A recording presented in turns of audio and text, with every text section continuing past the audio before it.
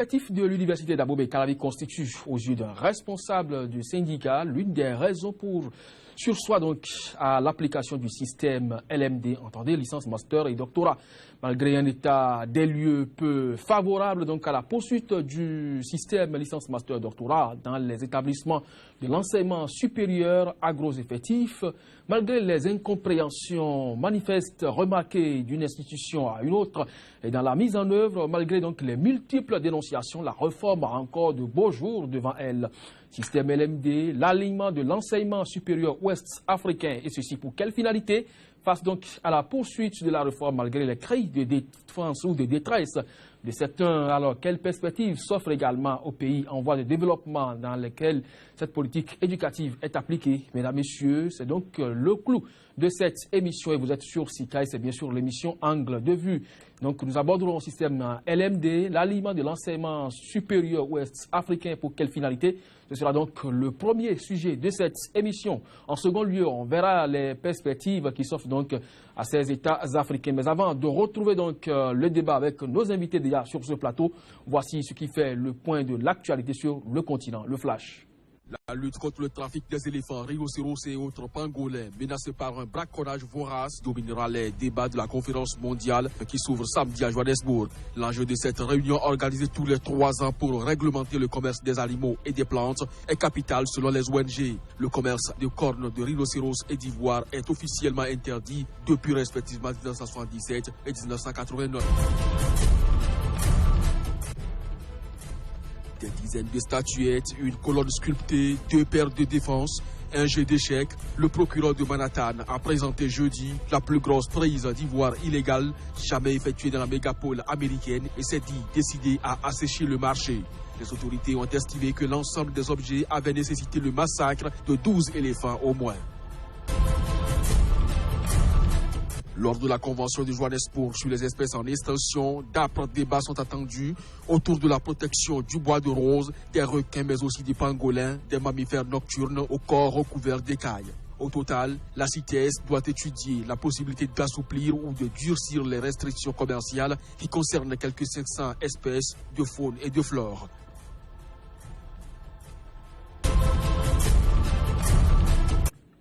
Voilà, le plateau de votre émission Angle de vue de ce jour reçoit pour vous des personnalités du monde universitaire.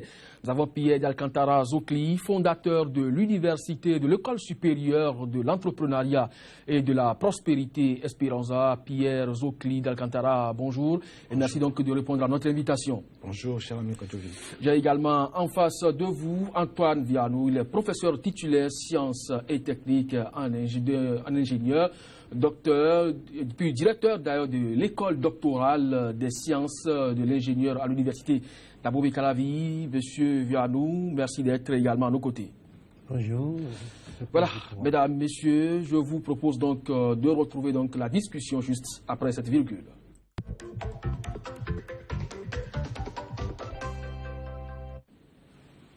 En adoptant et adaptant le modèle d'homogénéisation de l'enseignement supérieur européen, l'Afrique de l'Ouest cherche à s'arrimer à ce wagon pour participer au projet d'espace universitaire unique. Ce faisant, les universités publiques, peu autonomes et financièrement pauvres, et celles privées, à contrario, dynamiques et profondément moulées dans la logique du capitalisme du marché, mais parfois à la limite de la survie, s'inscrivent dans un mouvement global qui structure et recompose les champs locaux et nationaux du savoir. Ceci s'appelle donc la mondialisation de la connaissance. Professeur Vianou, les syndicats s'indignent contre une mise en œuvre à pas forcée de la réforme malgré les conditions matérielles, pédagogiques et financières inappropriées. Êtes-vous de cet avis?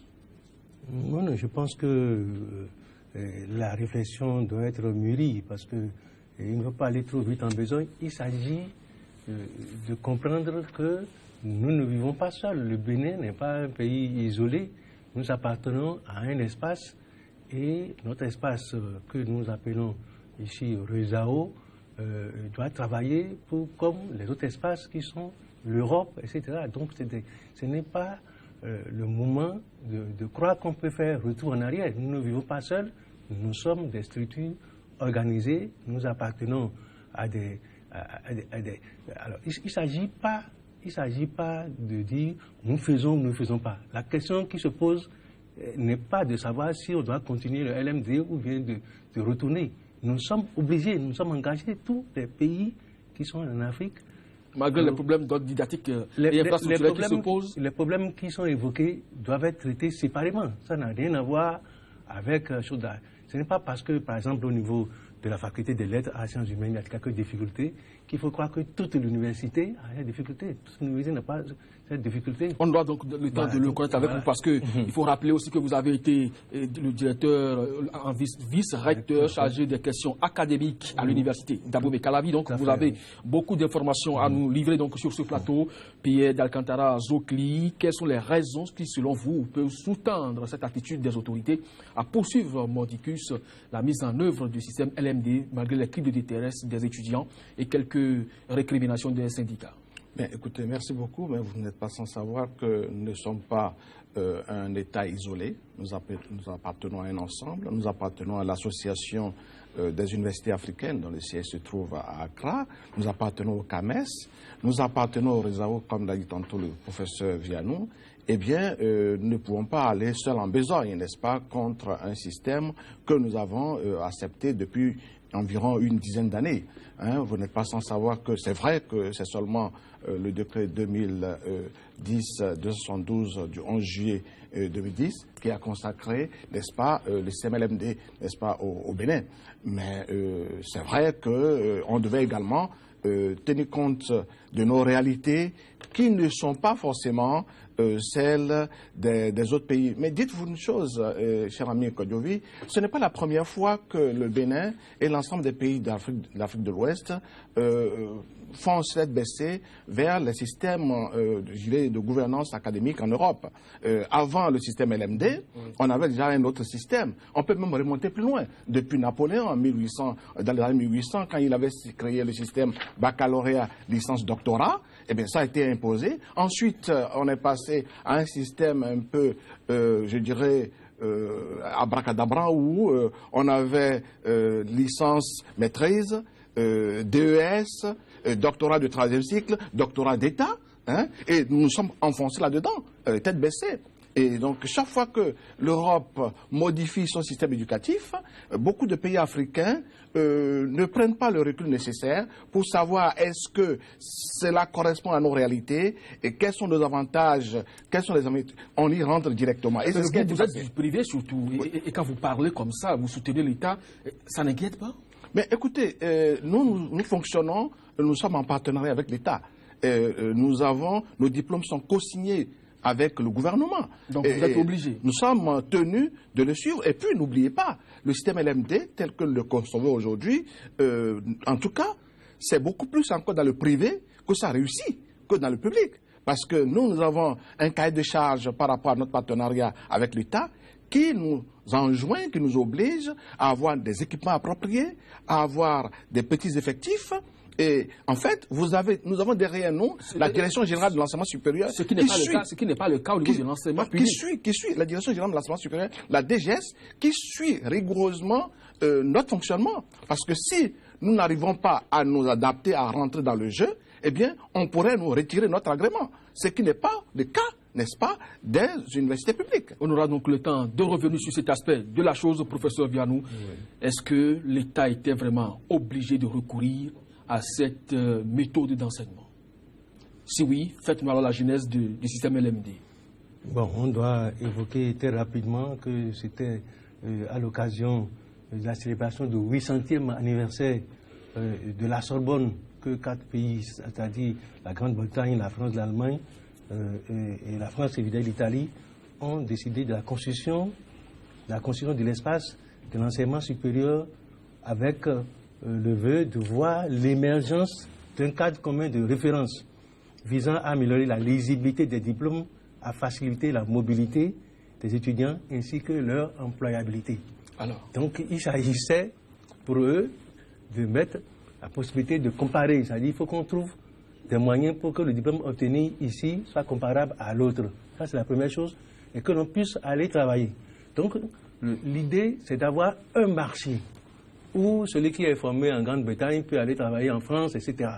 Et nous aussi, au niveau, la réponse des Africains, en tout cas de l'Afrique de l'Ouest, c'est de mettre en place aussi le RESAO, qui est le réseau de l'excellence pour l'enseignement supérieur d'Afrique de l'Ouest, où des pays participent et se mettent en commun et devront mutualiser les enseignements qu'ils font, ils devront mutualiser les ressources qu'ils ont pour former pour cet espace-là. Est-ce que c'est nécessaire de suivre l'Europe dans cette dynamique? Ah, mais c'est parce que, vous savez, si l'Europe a abouti à là, ils ont vite compris qu'on ne peut plus être un pays isolé. Mais ils avaient quand même des préalables qu'ils ont réglés. Mais est-ce que ça a été le cas au niveau de la mise en place du RESAO? Non, le RESAO, on a eu des discussions. On ne s'est pas levé un matin pour le faire. Hein. Disons, le processus de Bologne est signé depuis 1999 et d'autres pays ont joint et ils ont pris comme référence qu'en 2010, ils devront finir. En 2010, ils ont fini. Les Africains aussi, comme d'autres pays. Il faut dire d'abord que la Chine et beaucoup d'autres pays sont déjà dans le LMD. Je dois évoquer un peu quels sont les avantages de LMD. Alors, dans le LMD, c'est qu'il y a facilité de savoir exactement quand tu vas à l'école, tu vas pour avoir quelles compétences. C'est-à-dire que quand on te prend et que tu choisis telle offre, celui qui met en place l'offre, il commence par rédiger les compétences que tu vas avoir si tu suis cette formation. Et deuxième chose, maintenant, on va créer les unités d'enseignement qui te permettent de dresser ces compétences. Oui? Donc, quand vous finissez, vous avez les compétences indiquées et vous pouvez aller travailler sur le marché du travail. C'est-à-dire que pour travailler au niveau de la société a l'avantage de pouvoir dire je veux des cadres dans tel secteur et on peut les former. Le temps que vous reveniez encore sur d'autres avantages liés donc à ce système, je m'en vais voir M. Pierre d'Alcantara Zoukli. Vous êtes dans le privé et la plupart du temps, c'est arrimer donc la formation à l'emploi. Est-ce que vous pensez que le système LMD vous aide vraiment à cette fin? Bon, écoutez, oui, je pense qu'il faut comprendre que d'après les chiffres du NEPAD, aujourd'hui, nous avons en 2016 23 millions de jeunes au chômage. En 2030, ils seront 33 millions et en 2045, ils seront 445 millions. C'est alarmant, n'est-ce pas? C'est énorme, c'est alarmant. Et c'est alarmant, donc il ne faudrait pas qu'on se retrouve dans une petite boîte pour concevoir un système éducatif sans tenir compte de cette exigence, du moins de cette situation qui donne la frousse, hein, qui fait peur. Qu'est-ce qu'ils vont devenir? Donc, chez nous, c'est le marché qui commande. C'est le marché de l'emploi qui détermine la formation. Donc, nous arrimons à ce qu'on appelle les référentiels emploi. Nous allons dans le privé, dans les entreprises, faire des enquêtes pour savoir quels sont les nouveaux métiers. Pour faire telle chose, qu'est-ce qu'il faut faire? Et à partir, n'est-ce pas, de cette enquête, on élabore les curricula. On fait des offres de formation qu'on présente, n'est-ce pas, au Conseil supérieur de l'enseignement supérieur, qui accepte de nous autoriser ou de ne pas nous autoriser. Donc ce qui engendre les extensions de groupes pédagogiques. Non. Nous sommes déjà au niveau des offres d'emploi, de l'homologation des offres d'emploi. C'est à partir de ces homologations-là, une fois que le gouvernement accepte, que nous lançons nos programmes. Nos programmes sont arrimés aux besoins des entreprises, aux besoins des emplois. Je vous donne un exemple. Il y a ce fort taux de chômage? Mais écoutez, non, ça dépend des gens. Écoutez, dans mon institution à Esperanza, nous sommes à 54,6%, n'est-ce pas, d'insertion. C'est-à-dire qu'un diplômé d'Esperanza, au bout de 6 mois, nous savons qu'il est embauché. 54,6%. Donc c'est ce qu'on appelle l'évaluation de l'efficacité externe du système. Est-ce que le système est bon? S'il est bon, on le verra à travers l'insertion. Si les jeunes que vous formez, s'ils ne sont pas embauchés, alors posez-vous des questions. Dites-vous que quelque part, votre système n'est pas bon. Il n'est pas adapté. On ne peut pas continuer. Avant d'aller au professeur, nous avons une devinette. Nous avons dit, il y a dans ce pays une entreprise nationale dont les effectifs croissent, les chiffres d'affaires croissent en exponentiel. Et un équipement, ils ont tout, mais le produit n'est pas vendu. Et quel est ce système? Quelle est cette entreprise? Et généralement, c'est l'université.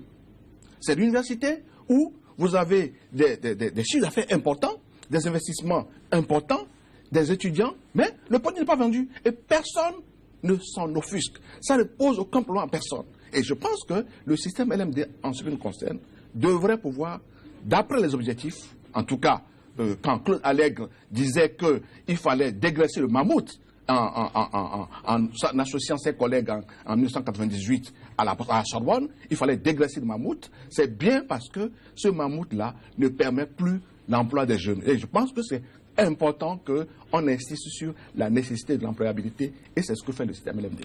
Professeur Vianou, vous avez été vice-recteur chargé des questions académiques à l'université d'Abomey-Calavi. Vous êtes suffisamment alors là interpellé sur ce plateau. L'université produit des cadres que le marché de l'emploi n'arrive pas à consommer.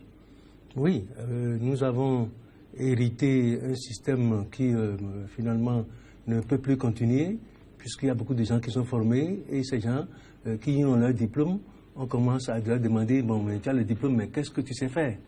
C'est cette correction qu'on amène actuellement avec le LMD. Mais avec le LMD, c'est les mêmes enseignants qui sont là, qui avaient donné ces formations aux étudiants qui n'arrivent pas à exercer sur le marché. Ce n'est pas dans le même style, parce qu'en en fait, il s'agit cette fois-ci que, avant qu'on mette en place l'offre, on doit chercher quel est le nouveau métier qu'on veut mettre en place.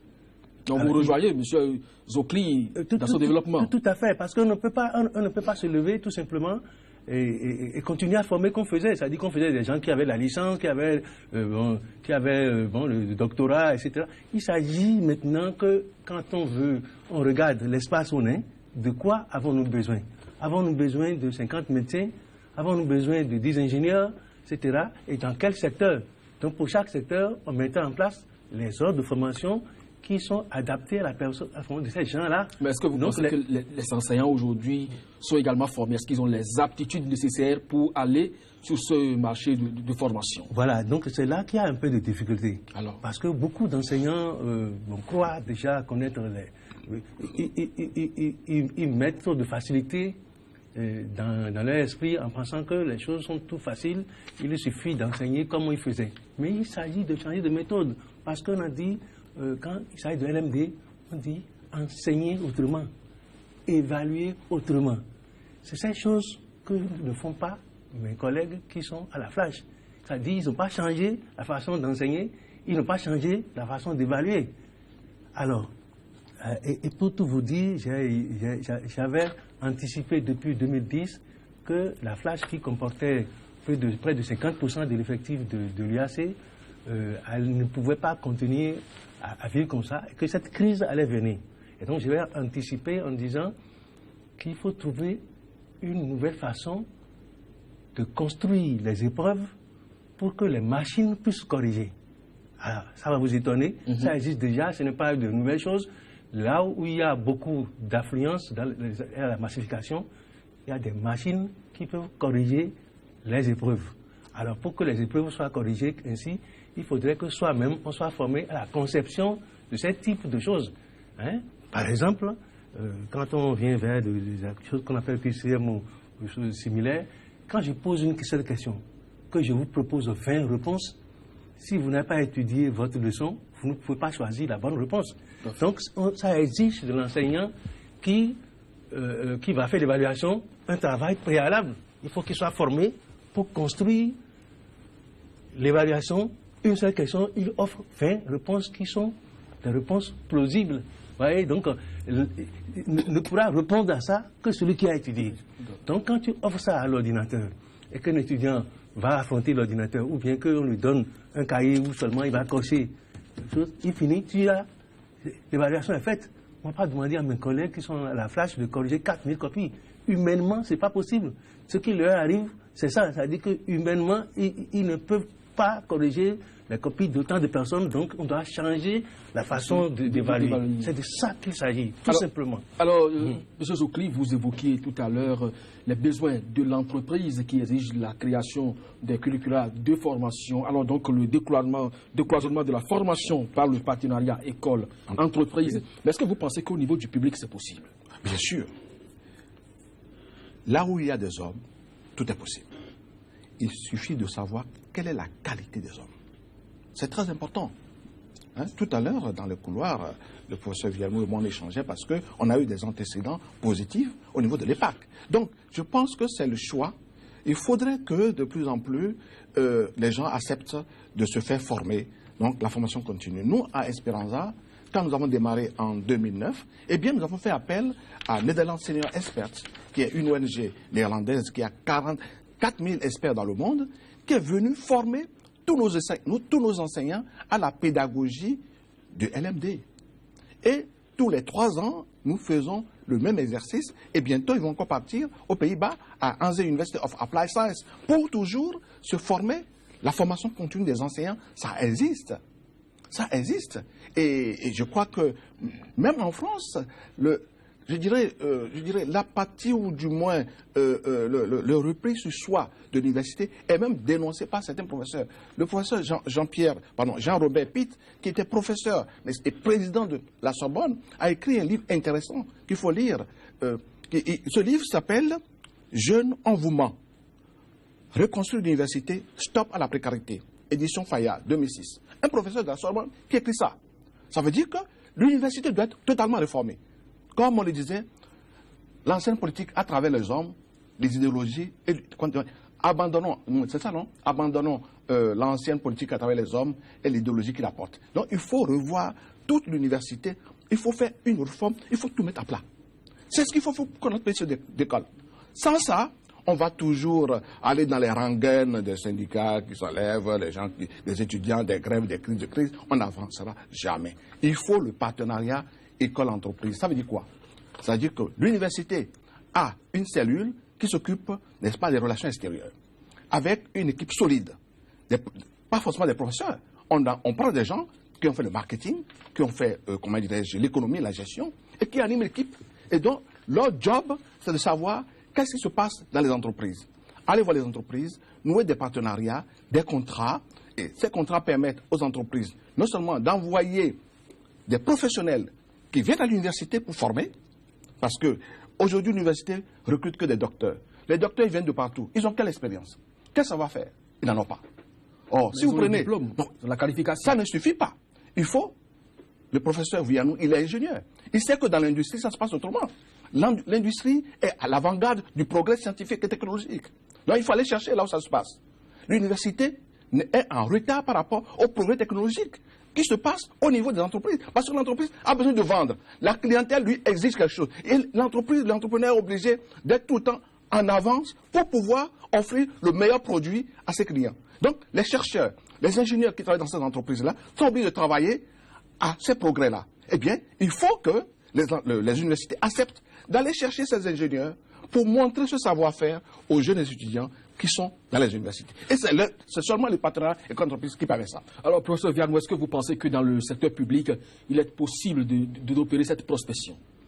Oui, c'est-à-dire... Mais est-ce qu'en votre temps, vous avez créé ça? Une cellule qui pourra être en contact avec l'extérieur? Alors, cette cellule existe déjà au niveau de l'université d'Abomey-Cravy, où il y a le service de la coopération avec les institutions, où ils sont en discussion tous les jours. Mais c'est beaucoup plus officiel. Oui. Donc vous n'allez pas vers les secteurs privés, les entreprises, comme D'Alcantara est en train de le souligner ici. Nous avons souhaité et nous avons impulsé que les gens mettent en place des structures qui permettent de faire l'évaluation des enseignements et peut-être même de modifier pour correspondre mieux au privé, c'est-à-dire aux désirata des privés. Mais donc, quand ça se fait in mulot, vous n'aurez pas le résultat tel que le privé est en train de le proposer. Mais le privé ne bouge pas. Enfin, disons qu'il y a un effort qu'on doit faire pour ne pas confondre les problèmes qu'on rencontre actuellement avec le LMD qui s'appuie sur des choses extrêmement claires. Je vais vous donner un seul exemple. Parce que oui, on risque de s'éloigner. Le LMD dit, dans une année, il y a 2 semestres. Et chaque semestre, on doit évaluer et dire à chacun qu'on doit lui donner son relevé de notes. Quand vous êtes dans une faculté où les gens sont 45 000 et que vous devez, dans les 6 mois, disons, dans le semestre de 16 semaines, évaluer 45 000, vous voyez ce que ça fait. Donc, il faut... Mais est-ce que le LMD autorise cet effectif-là? Bon, le LMD n'autorise pas cet effectif, mais le problème, c'est que le LMD met les exigences.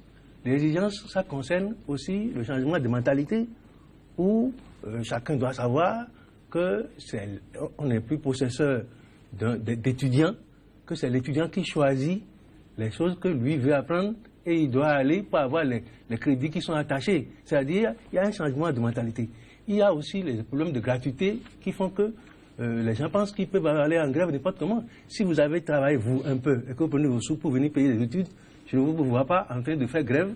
Je crois qu'on va revenir sur ce second aspect de la question tout à l'heure. Donc, c'est des éléments, c'est-à-dire, en termes d'exigence, je peux citer l'obligation de s'informer, plus grande comment on appelle, rencontre avec les universités, le monde professionnel, identification des besoins en métier, professionnalisation de la formation, secours aux compétences du monde du travail.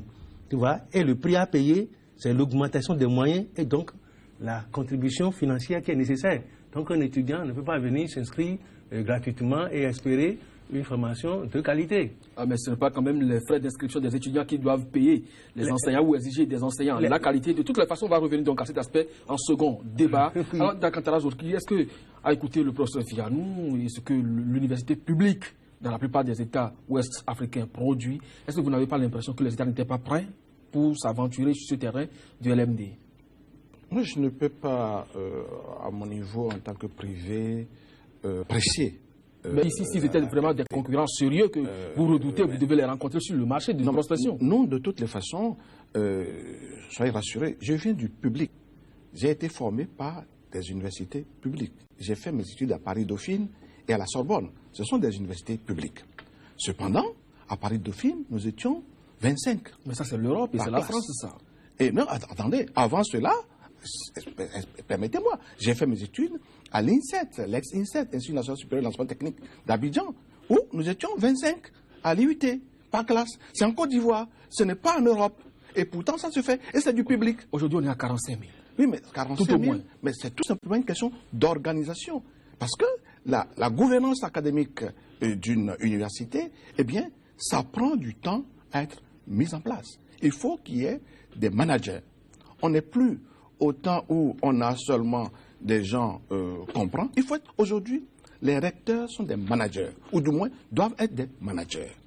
Les doyens doivent être des managers. En dehors des titres académiques, du CAMES, doctorat, agrégation et autres, il faudrait qu'ils aillent dans les écoles de management pour apprendre les techniques de gestion des hommes. Et donc vous pensez que ça manque aujourd'hui? Ça peut manquer. Je ne dis pas que ça manque, mais ça peut manquer. Parce qu'on a des dérives. Et dans beaucoup de pays, il y a ce qu'on appelle une formation, une expertise qu'on appelle l'administration scolaire et universitaire. Ah oui, il y a des Béninois qui sont formés à l'administration scolaire et universitaire. Est-ce qu'on utilise ces Béninois-là dans nos universités pour gérer certains services, pour les aider à bien s'organiser? Je n'en sais rien. Je me pose des questions. Je pense que le système éducatif béninois et africain a tous les moyens humains pour être bien géré. Mais il faut utiliser l'homme qu'il faut à la place qu'il faut. Je suis persuadé que mes seules compétences académiques universitaires ne me permettent pas d'être un manager des hommes. Donc, il faut aller à l'école du management. Alors, professeur Vian, pour pouvoir opérer des changements. Alors, est-ce que vous pensez aujourd'hui, avec les critiques que nous avons au niveau du système LMD, que nous avons juste la grande sœur d'un nouveau programme de l'approche par compétences?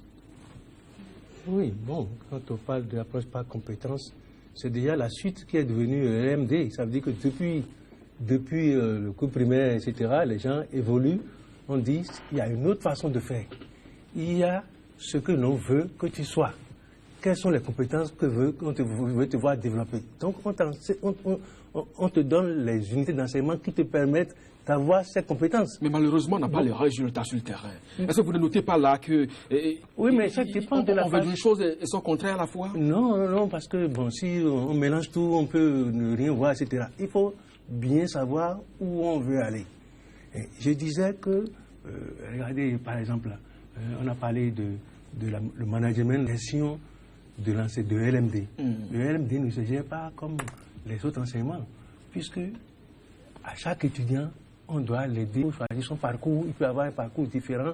Donc, sur le plan informatique, on doit avoir dans tous les secteurs. Ça dit que je crois que vous allez revenir donc sur cet aspect. On va aborder donc dans la deuxième partie de l'orientation universitaire et professionnelle. Ce sera donc tout pour la première partie donc de cette émission. Mesdames, Messieurs, on retrouve le flash de l'information, le temps donc d'aborder la seconde partie. La lutte contre le trafic des éléphants, rhinocéros et autres pangolins menacés par un braconnage vorace dominera les débats de la conférence mondiale qui s'ouvre samedi à Johannesburg. L'enjeu de cette réunion organisée tous les 3 ans pour réglementer le commerce des animaux et des plantes est capital selon les ONG. Le commerce de cornes de rhinocéros et d'ivoire est officiellement interdit depuis respectivement 1977 et 1989. Des dizaines de statuettes, une colonne sculptée, 2 paires de défense, un jeu d'échecs. Le procureur de Manhattan a présenté jeudi la plus grosse prise d'ivoire illégale jamais effectuée dans la mégapole américaine et s'est dit décidé à assécher le marché. Les autorités ont estimé que l'ensemble des objets avait nécessité le massacre de 12 éléphants au moins. Lors de la convention de Johannesburg sur les espèces en extinction, d'âpres débats sont attendus autour de la protection du bois de rose, des requins mais aussi des pangolins, des mammifères nocturnes au corps recouvert d'écailles. Au total, la CITES doit étudier la possibilité d'assouplir ou de durcir les restrictions commerciales qui concernent quelques 500 espèces de faune et de flore.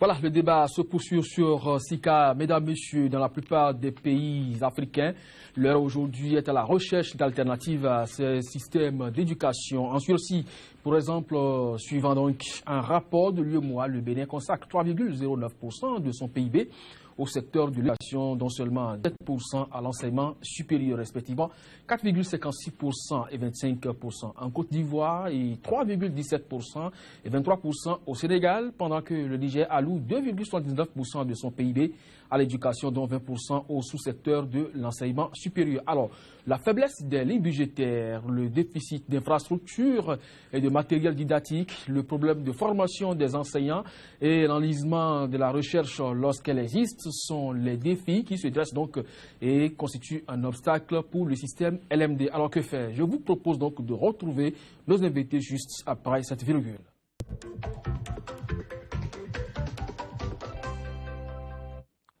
Le débat se mène avec Pierre d'Alcantara Zokli, fondateur de l'École supérieure de l'entrepreneuriat et de la prospérité Esperanza, et Antoine Vianou, le professeur titulaire sciences et techniques en ingénieur, directeur de l'école doctorale des sciences de l'ingénieur à l'université d'Abomey-Calavi. Je reste donc avec vous, professeur Vianou.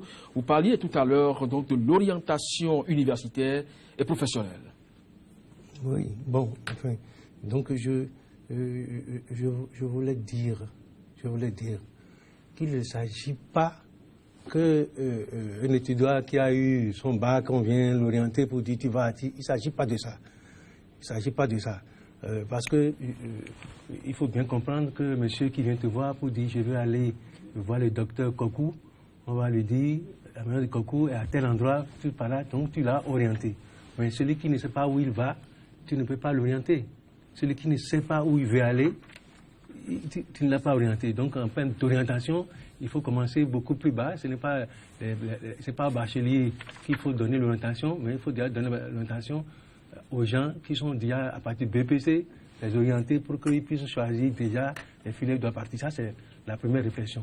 Mais l'idée que j'ai développée tout à l'heure, je parlais de la nécessité pour les systèmes de gestion de LMD d'avoir de l'informatique. C'est-à-dire que tu as beaucoup d'étudiants, chaque étudiant doit figurer sur ta base de données pour qu'à chaque moment, s'il réussit à un lieu, que sa note puisse apparaître. Ça ne peut pas être qu'on attende la fin d'année pour dire qu'une année est invalidée. L'année ne peut même pas être invalidée puisque l'année est composée de semestres et chaque semestre, il y a une évaluation. Ah, mais quand on l'a blanchi à la flash, vous remettez cela en cause? Bon, si on l'a blanchi, ça veut dire qu'il y a 2 choses qui sont blanchies. Il y a 2 semestres qui sont blanchis. C'est ça qu'il faut bien comprendre. Normalement, une année ne peut pas être blanchie. Ah bon? Ah oui, parce que dans une année, à moins qu'on ait croisé les bras toute l'année, mais puis tu travailles un semestre qui a évalué, une seconde semestre qui a évalué. Donc, voilà, donc Donc si vous n'avez rien fait des 2 semestres, donc votre année est invalidée. Alors, c'est ça qu'il s'agit. Monsieur Sokli, est-ce que vous pensez que la semestrialisation de l'année académique par le système LMD est une bonne chose? Avant d'en arriver là, revenons à l'orientation parce que c'est quelque chose qui est très important au niveau des jeunes.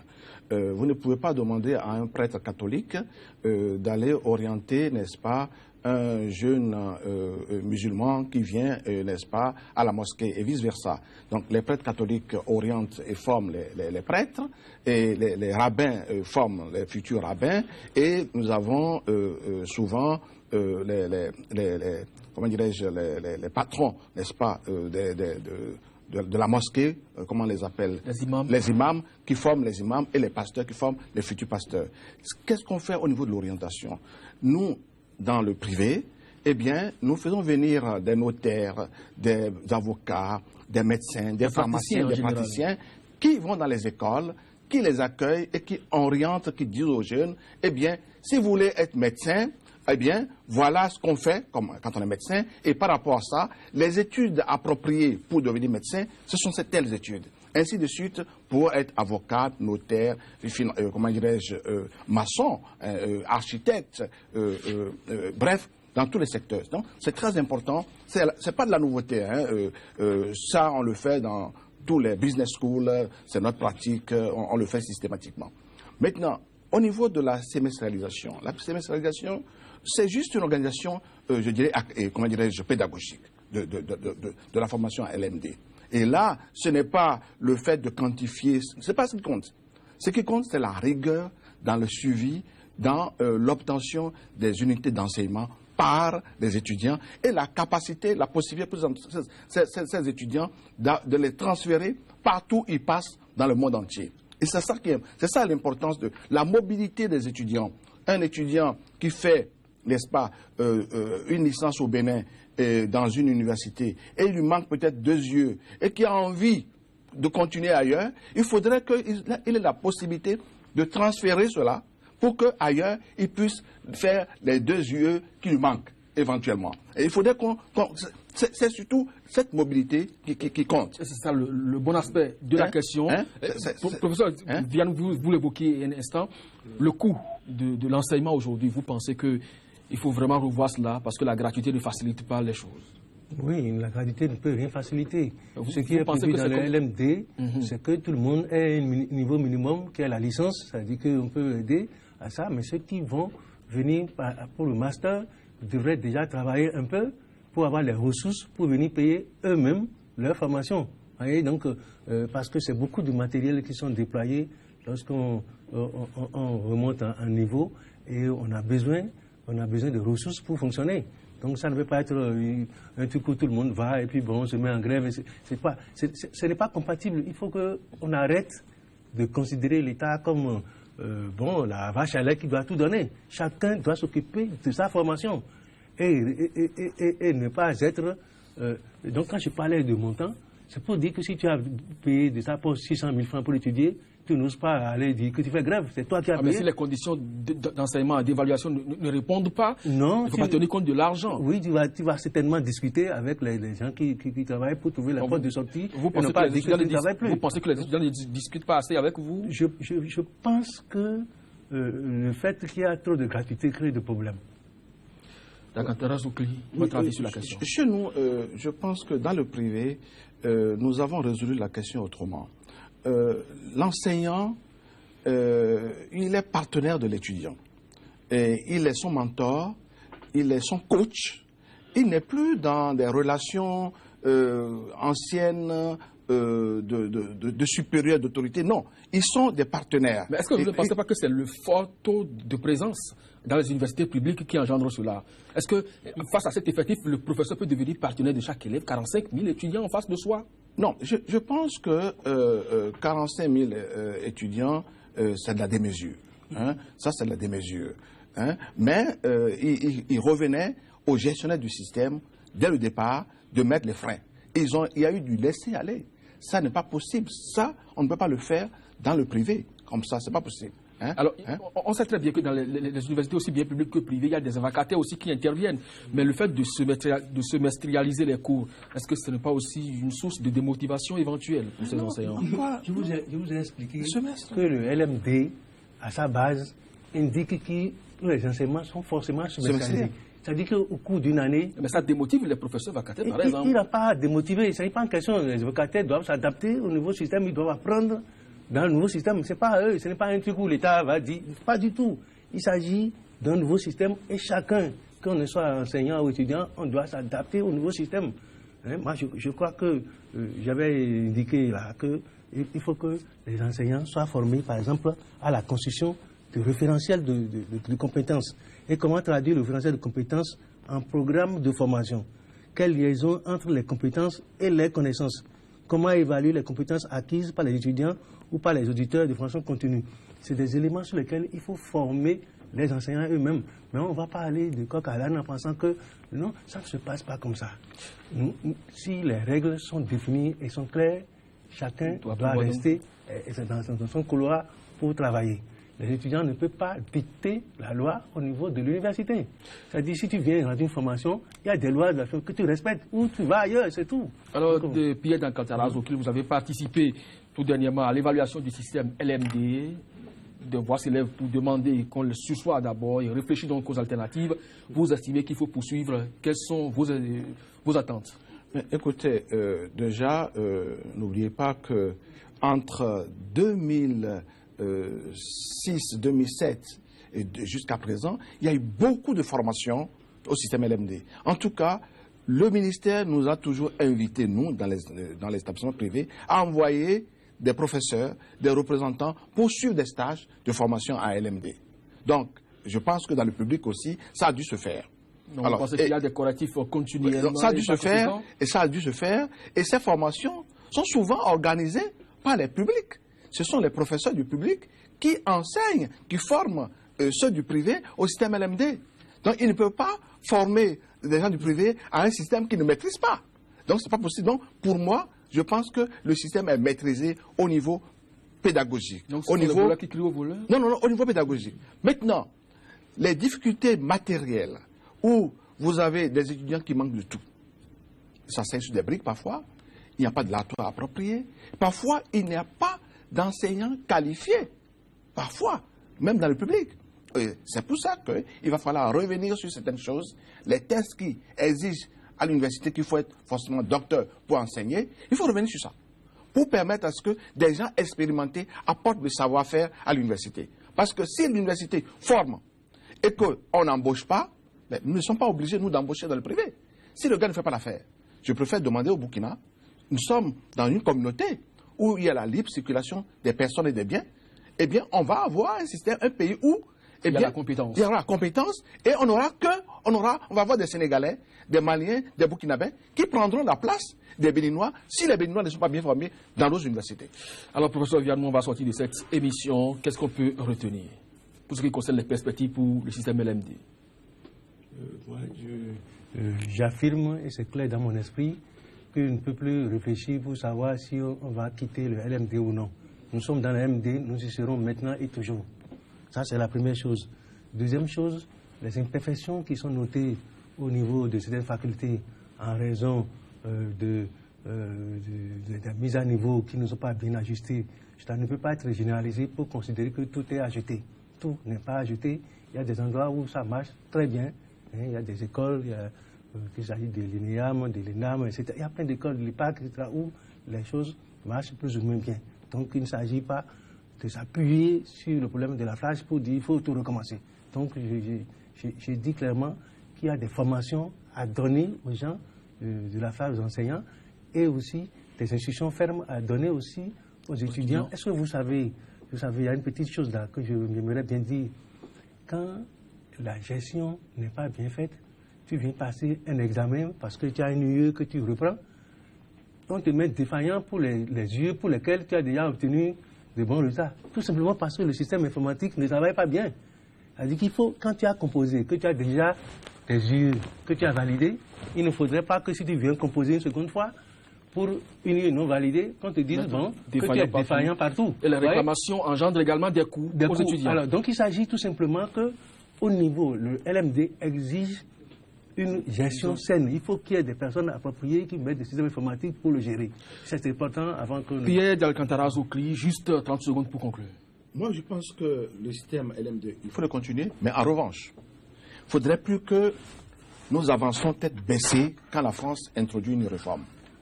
Le système Bachelor, Master and Doctorate, PhD, américain, anglo-saxon, les gens travaillent là-dedans, ça ne bouge pas tout le temps, les gens travaillent là-dedans depuis des années et ça marche. Le professeur Vianou a eu à connaître ce système au Canada. Mais alors, nous, chaque fois que la France touche, on va être enrhumé et commencer par changer les choses. Non, il faudrait que les Africains prennent du recul par rapport aux modifications qui se font en France et qu'on s'approprie les choses et qu'on les développe dans notre environnement, dans notre espace, en tenant compte de nos réalités économiques, de notre tissu économique, notre tissu industriel.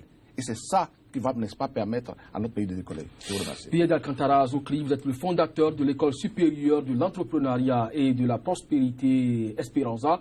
Merci donc d'avoir partagé avec nous votre réflexion sur le système LMD.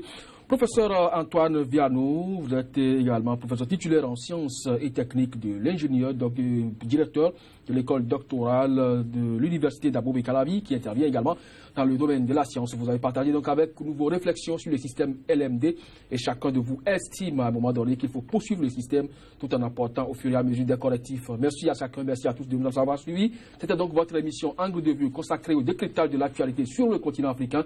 C'est terminé pour ce vendredi. À très bientôt.